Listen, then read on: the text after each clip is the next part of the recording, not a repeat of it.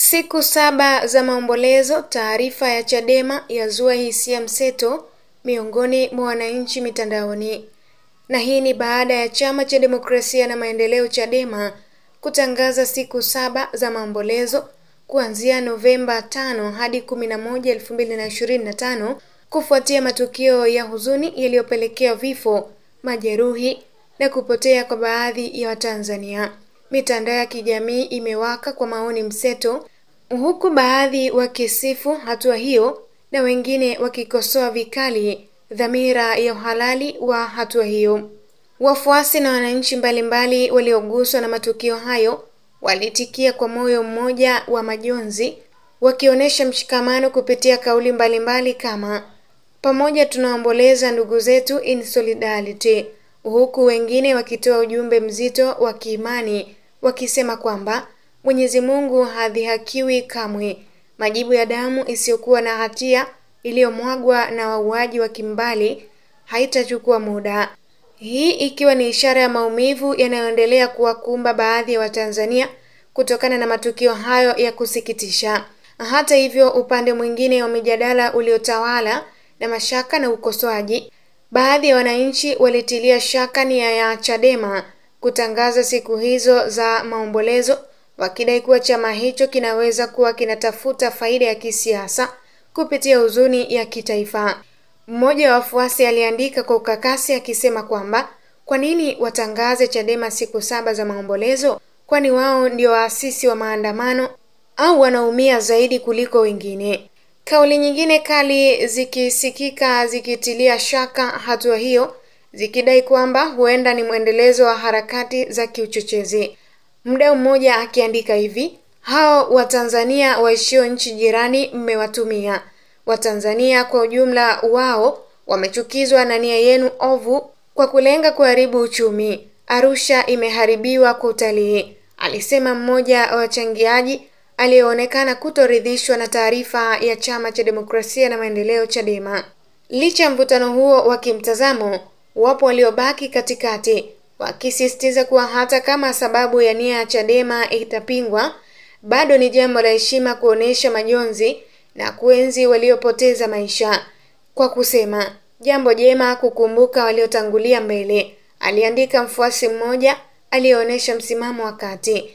Kwa ujumla, taarifa ya Chadema imeibua mazungumzo mapana juu ya maadili, mshikamano wa kitaifa na nafasi ya siasa katika majanga ya kitaifa, huku wengine wakiunga mkono kwa misingi ya ubinadamu.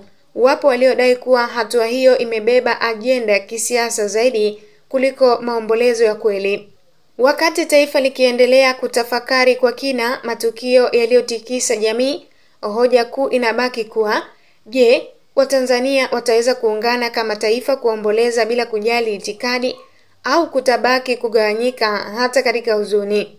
Katika hali ya majonzi na masikitiko makubwa, Chama cha Demokrasia na Maendeleo Chadema kimetangaza siku 7 za maombolezo ya kitaifa kufuatia mfululizo wa matukio ya kusikitisha yaliyotikisa taifa katika siku za hivi karibuni.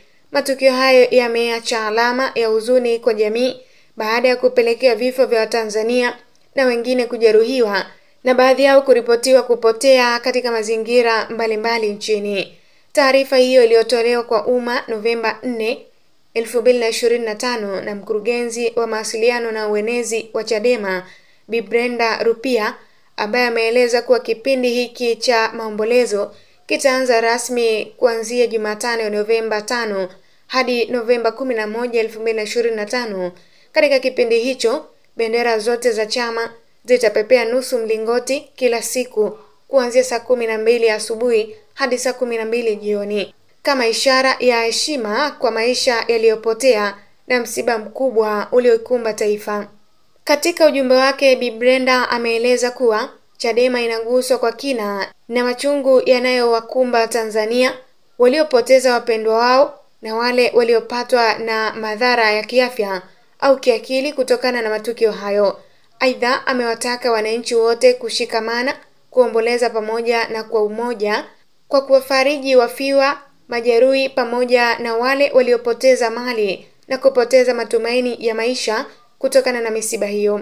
Pia amesisitiza kuwa huu si wakati wa kulaumiana, bali ni wakati wa kuwa pamoja kama taifa, kusimama pamoja kwa mshikamano na maombi kwa kumuomba Mwenyezi Mungu awarehemu waliotangulia mbele za haki pamoja na waliopata majeraha. Alisema kwamba tunaamini kuwa kwa kushikamana kama Watanzania unaweza kupitia kipindi hiki kigumu kwa nguvu mpya ya kitaifa, alisema Bi Brenda. Chadema pia imetoa rai kwa wananchi na wadau mbalimbali wa maendeleo kutembelea familia zilizoathirika na kutoa pole.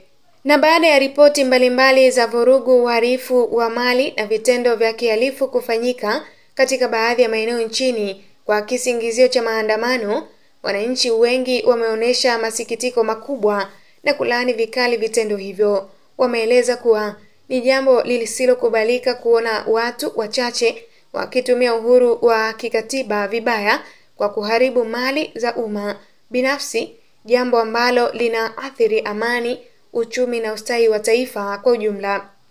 Katika mijadala inayoendelea mitandaoni katika vyombo vya habari, baadhi ya wananchi wameeleza kuwa maandamano yenye nia njema yanapaswa kuwa ya amani na kufuata sheria. Hata hivyo, kile kinachoshuhudiwa ni kinyume chake, ambapo baadhi ya waandamanaji wanajihusisha na vitendo vya uchomaji moto, uporaji wa mali na kuharibu miundombinu, hali inayotia hofu raia na kuvuruga shughuli za maendeleo. Serikali na wadau mbalimbali wametoa wito kwa wananchi kutoshiriki na kuunga mkono maandamano yanayogeuka kuwa vurugu.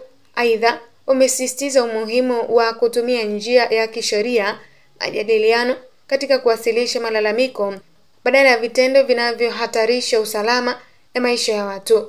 Umoja wa kitaifa, kulinda amani na heshima kisheria vimetajwa kuwa nguzo kuu ya ustawi wa taifa.